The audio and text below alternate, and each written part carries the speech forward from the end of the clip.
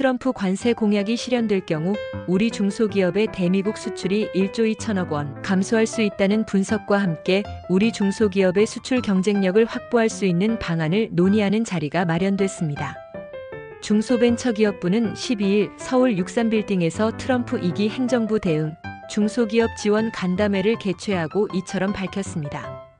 글로벌 경제는 탈세계화, 글로벌 공급망 재편 등 빠르게 흐름이 변화하고 있으며 특히 미국은 지난 2월 4일부터 모든 중국산 제품에 10% 추가 관세를 부과했으며 3월 12일부터 수출 국가를 불문하고 모든 철강, 알루미늄 제품에 25% 관세를 부과하기로 했습니다.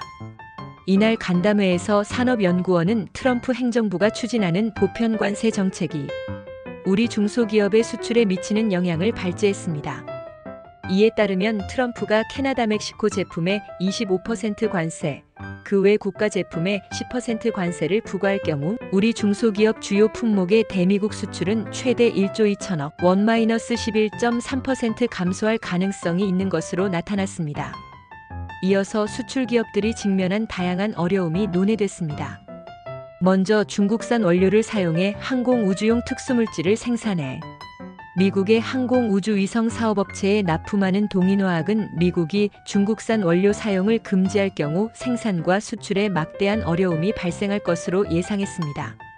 멕시코에 현지 공장을 설립해 디스플레이용 플라스틱 패널을 생산해 미국으로 수출하는 기업 아이델은 미국이 멕시코산 제품에 관세를 부과할 경우 미국 수출 타격이 불가피한 상황이라고 이야기했습니다.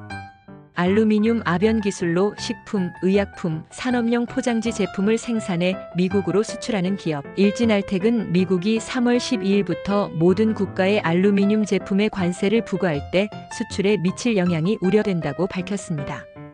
중기부는 트럼프 2기 행정부 정책에 따른 고환율 등 최근의 대외 환경 변화에 대응하기 위해 지난해 11월부터 트럼프 2기 대응 TF를 운영 중입니다. 이날 행사에서는 트럼프 2기 통상정책 변화에 따른 수출, 중소기업이 당면한 어려움 완화를 위해 2월 중 발표 예정인 중소벤처기업 수출 지원 방안에 대해서도 논의했습니다.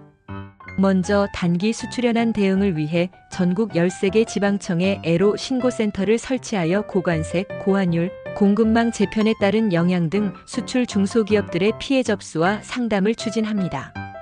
또한 수출 중소기업의 긴급 경영 안정자금 등 정책 금융을 차질 없이 지원하고 위기가 심화되는 경우 추가 지원하는 방안도 검토할 예정입니다.